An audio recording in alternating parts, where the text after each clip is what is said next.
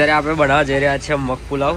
તો જોઈ શકો છો તમે મગ પુલાવ કઈ રીતે બને છે. તો આજે તમને ફૂલ રેસીપી આપવાનો છો, તો વિડીયોમાં જોડાઈ રહો એન્ડ સુધી. તો સૌપ્રથમ આપણે નાખી દીધું છે અંદર તેલ, જોઈ શકો છો. ત્યારબાદ આપણે ચાલુ કરી દીધું છે ગેસ. હવે એની અંદર નાખવાનું જે રહેશે હું તમને બતાવતો. તો હજુ સુધી ચેનલ પર નવા તો ચેનલને સબસ્ક્રાઈબ કરી દો, વિડીયો ગમે તો વિડીયોને લાઇક શેર એન્ડ કોમેન્ટ કરી દો. તો સ્વાગત છે તમારું આજે એક નવા વ્લોગમાં. તો ચાલો શરૂઆત કરીએ હવે મગ પુલાવ બનાવવાની. ટેસ્ટી મગ પુલાવ જોઈને જ તમને મોઢામાં પાણી આવી જશે એવું આજે સ્વાદિષ્ટ મગ પુલાવ બનાવવાનો છે.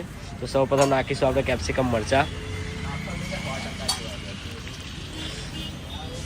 કેપ્સિકમ મરચાં એડ થઈ ગયા છે, જોઈ શકો છો તમે. કેપ્સિકમ મરચાં એડ થઈ ગયા છે. હવે ત્યારબાદ નાખીશું આપણે ડુંગળી, જોઈ શકો છો.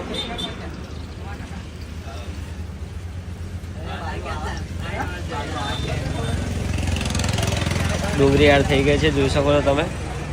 તમારા હિસાબથી તમારે એડ કરવાની રહેશે ડુંગળી.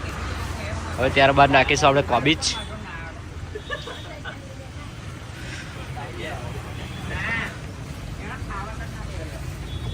તો આપણે કોબીજ પણ એડ થઈ ગઈ છે. હવે ત્યારબાદ નાખીશું આપણે ટામેટા. જોઈ શકો છો બધું શાકભાજી આપણે ટોટલી એડ કરી દીધું છે. હવે એને પ્રોપર તરીકે મિક્સ કરી લેવાશું. ત્યાં સુધી એનો ગોલ્ડન કલર પ્રોપર શેકાઈ ના જાય ત્યાં સુધી આપણે એને ધીમા તાપીથી શેકાવા દઈશું. જોઈ શકો છો તમે પ્રોપર રીતે આપણે બધું શાકભાજી સાતરી લીધું છે. હવે તેની અંદર નાખીશું આપણે ચટણી. આપણી સ્પેશિયલ ચટણી છે,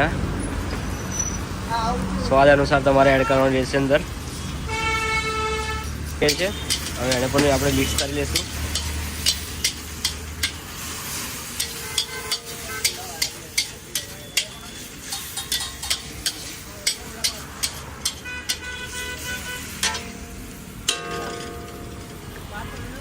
જોઈ શકો છો ચટણી પણ આપણે શેકાઈ જાય છે. ત્યારબાદ નાખીશું હવે રાઈસ આપણે.